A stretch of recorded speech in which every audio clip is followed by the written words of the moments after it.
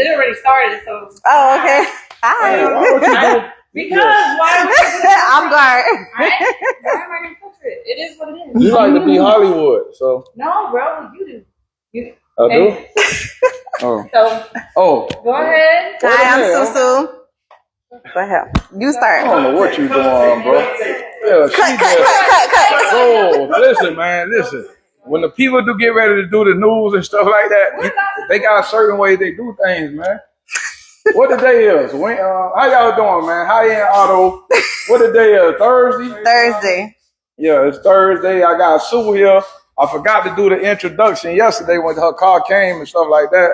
So, you know, we just was, I was just wanted to get her insight on how she feel about what she done been through with her car. You know what I'm saying? So, yeah, we laughing and joking, but I take this serious. Yeah, it's Sue and then her man here. You get what I'm saying? And, well, you know, like I say, women like cars too. We got a little junior here. He liking the 3-wheeler. Oh, now he tracing the line of the extension cord. Yeah. Okay, so I just want to know, what made you get this car? I've always been interested in cars. Classic cars have always been my thing since I was yay high. I used to work on cars with my grandfather, motorcycles, 4-wheelers, you name it. I was into it. I invested into a hardtop, a 71, and went to doing a project car. Absolutely hated the process.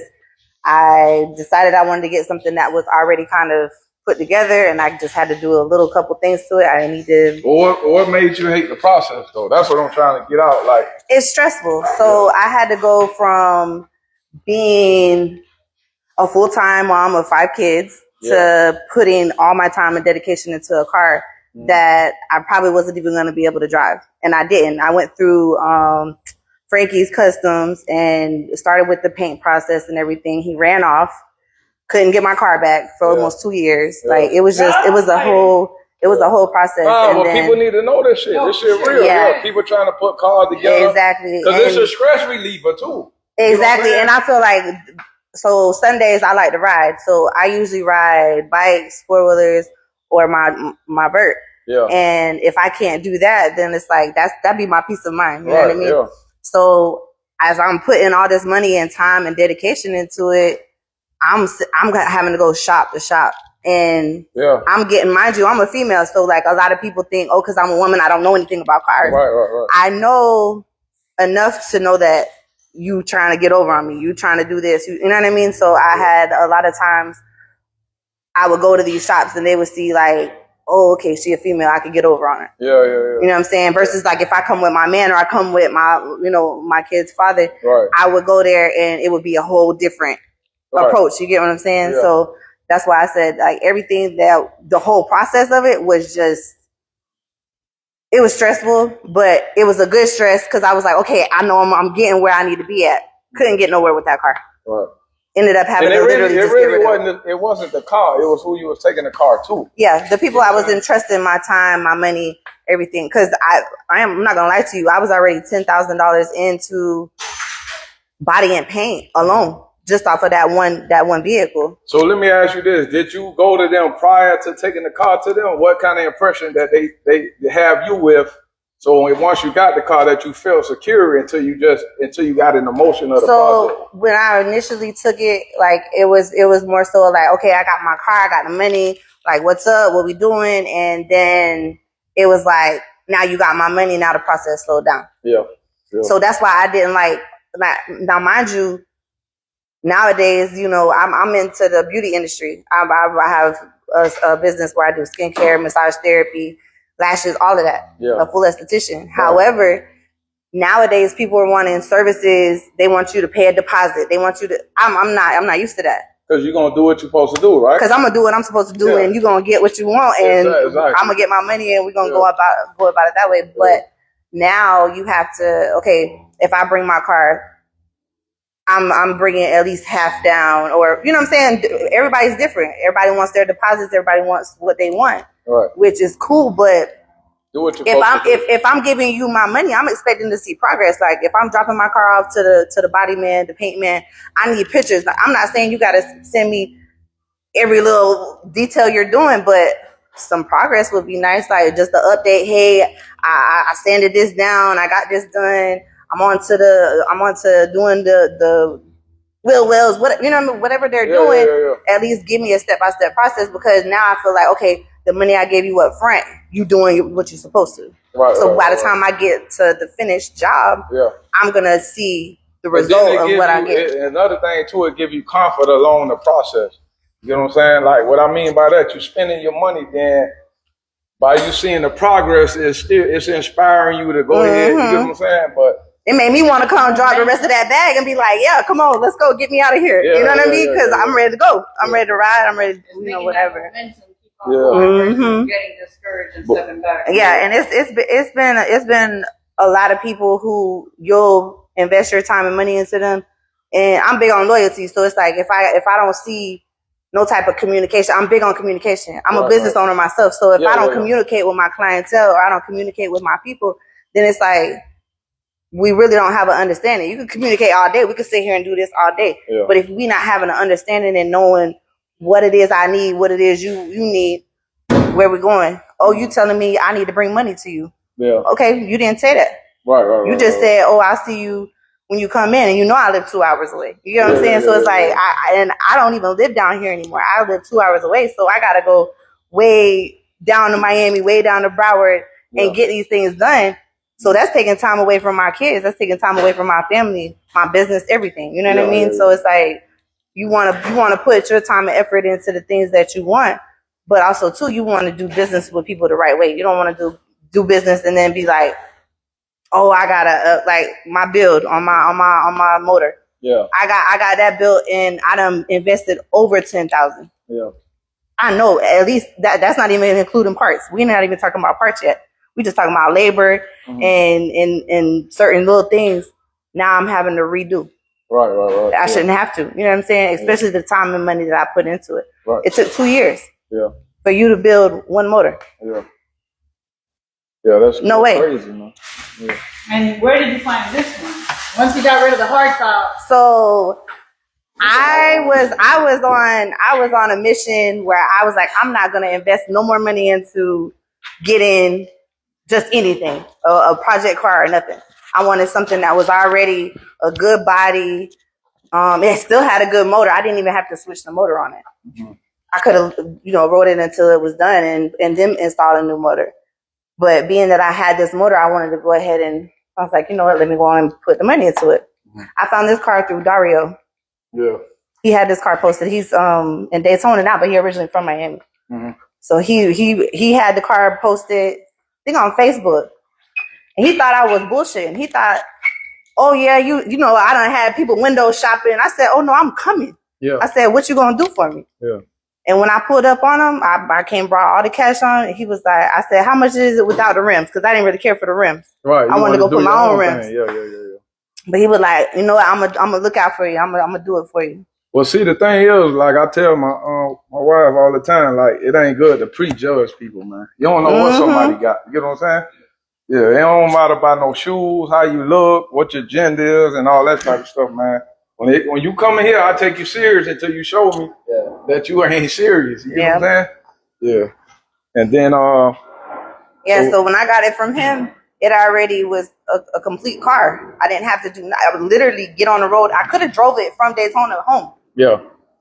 But being that I knew, let me take it to the mechanic, make sure everything's good. I didn't want to just drive. I had my kids in the car with me. Right. So I was like, I'm gonna come. I pulled up on him, gave it to him, and then he transported it the very next day. Yeah. I had my car the very next day. Right. Straight to Miami. Yeah.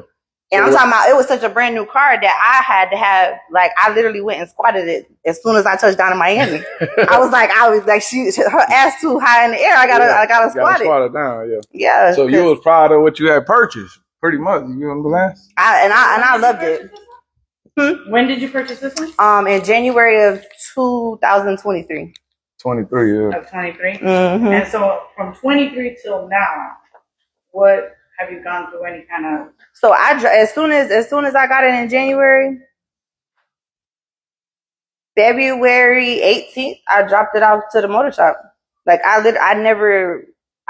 drove it for probably maybe 2-3 days, and then I was like, I'm gonna put the motor in it. Right. So I dropped it off to the motor shop, and I didn't have nothing probably for about 2 years, because like last year, when did I get the car from him? I just got the car from him. Yeah. I So literally just got the car from him. what your expectations was when you dropped it off to the motor shop? What you had in your head? You get what I'm saying? Like, because it already had a motor in there. It was already It had a running. motor in it, but I was like, You want more what? I want more power. Like, I want to sit at the light and I want to do that. I want to, because like I always see, like when I used to ride around in Miami, I used to see the Verts, I used to see the Donk, and I love going to car shows. I love going to any type of event that got donks. Like it's just, that's my thing. I like to go do that. I like to go have fun. I take the kids with me. Right. It ain't got to be just, I go out and step out by myself. Like I take the kids with me and we all go. Right. So they, I don't know, the expectation I had out of it was like, I want more power. I didn't need to go, I'm not racing. It's not a race car. Right. You just want if I'm getting on the highway, I want to be able to drive to Georgia and go to the promised land, I want to be able to take it to New York and drop the top on the way up. Like, right. That was my expectation of it. But when I got it back, like I couldn't even go over 30 miles per hour. Oh, you got it back from the motor shop. Yeah, you got to. I couldn't punch it. Yeah. I mean, I understand that I had to tune it. The tuning is a big part of when you get a motor put in. You gotta tune your car. You gotta tune the motor. Say it louder for the people in the back. You got to tune the motherfucker, okay?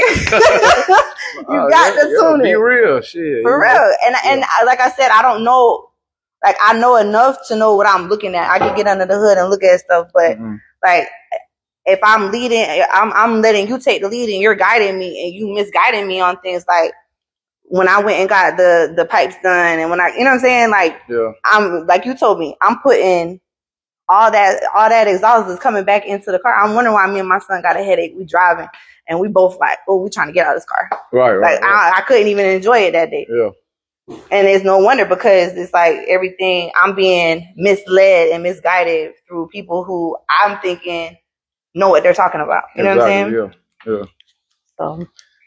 So how do you feel about last night that you actually saw it started working on? Because we didn't catch her when she came in. I know y'all probably hear. Yeah, she was on live, y'all. This was my mess up, because I was out there cooking some chicken and stuff like that, trying to unwind from the day. We was really supposed to start the process when the car got off the tow truck, y'all. So we trying to catch up the speed. But like I say, this ain't no fluff, man. This is what people be going through daily. Like whether it's a woman or a man, man, you need to hear people's stories, man. You know what he called be that, because one thing about it, we ain't gotta really call no name out. Like, you know where the car was at, because they snap pictures of the car inside the shop. Everything. You know what I'm saying? Like that. So, they posted it in all, so they know. So when you post it, you committed to that car. You know what I'm saying? Now the thing is, you gotta be specific what the car came in for too now. So the car could have 80 problems and we only saw 2-3 problems. You see what I'm saying? Exactly. Yeah. So you brought this one in for which problem? For the motor, only because it's not accelerating. I know the computer was, I don't know what kind of computer was put in there. I know that's not what I paid for. I know the parts I bought, I could literally go down. I'm a receipt keeper. I love being able to have all my stuff and be like, well, what did I spend? Where did my money go? And I literally can go back to each receipt and know what I purchased, where I purchased it from, what date it was purchased. I got credit card statements showing and reflecting all of that. Well, you sound like Wendy. Boy, yeah, I'm not. She sounds just like Wendy right now. So it's like if the number's not matching up to my, like, because I could literally take that computer back and go through and see, oh, this ain't even a computer I purchased. Right. Because I felt like once I was given, like, if I was to bring parts to you, right, if I was to leave here, go to whatever shop, get what I need, that should be in on the person. Car. Yeah. It should be in this vehicle. Right. It should be under this hood, in this car, wherever the wiring or whatever. That's petty stuff that I feel like, okay, if I didn't purchase that, okay, whatever. Right. But every little thing that I bought should be in this car. Right. And I felt like when I was taking my parts over there, you're putting parts aside. No, put it in my car. Right. Put it in my car so I know that's mine. Exactly. And to the point where I started, at first I was leaving receipts in there to show like, oh, it's my name. And I was like, oh, I'm tripping. He could easily take that and send it back again. You know what I'm saying? Or for the next car or give it to somebody else. So I literally would come up there every day when I lived down here still. I would come every day to the shop and be like, hey, what's going on? What you doing? Yeah. Where you at? Yeah. Cause I'm talking about, I got pictures in my phone of the whole process, everything that I was doing from day one. And it's like everything that I was doing, I could see if it was you showing me progress. It was like literally I seen the same thing for 6 months. Now, mind you, in defense, I did have to wait for some parts. Some parts were, you know, we can't control that. No, we can't. That's production. That's shipping. That's, you know, I'm getting stuff from California. I'm getting stuff from different places. So we're not calculating that time. Right. We talking about from the time you got my parts and the time you got my motor installed. These are the things. These are the processes of that should have been already taken care of. Especially if you got multiple vehicles you're doing. Right. And I feel like that's where people go wrong. They take on too much workload and they're not producing quality work. Exactly. Yeah. You know what I'm saying? And I feel like that's why people go through the problems that they go through in this whole dump game, because they feel like, okay, I'm giving you my money, I'm doing this, I'm giving you my parts. Do me, get me out of here. Yeah. And then they doing this skip the line shit where they paying extra to do what? I don't know. Yeah. Nah. Just for you to say you got it like that, because to me, you're not skipping no line. Yeah, because you're still in the same process. Same process. Yeah, that's true. Now, well, see, the thing is, when you come to a shop, that's just like this car right here. Once you FaceTime me, I was ahead on the parts situation. You get what I'm saying? Now the bells and whistles that go with it, I know that's sitting in the store. So I ain't gonna put you on, like, it could be manipulation too. Now it could be manipulated, because guess what? I go ahead and order some shit that's out of town, and I know it's on back order to buy me some more time. Like, if you think about it in that sense right there, it could be done. You get what I'm saying? But I try to keep everybody straight, man. I just wanted to get, your insight on this car right here. And we installed a new computer on it right now. We started on it last night. Cuz actually started on it while I was out there cooking, y'all. So. Oh, wow. Yeah. And she know that. You get what I'm saying? I told her too. Yeah. He said he started on it last night. Yeah, because when I ain't see him, I'm looking, what the hell Cuz at? Cuz already done started. Yeah. What it is, Cuz don't like to work with me. He like to do his own thing. You get what I'm saying? Which is good. You know what I'm saying? He don't like me to be working with him in certain little things.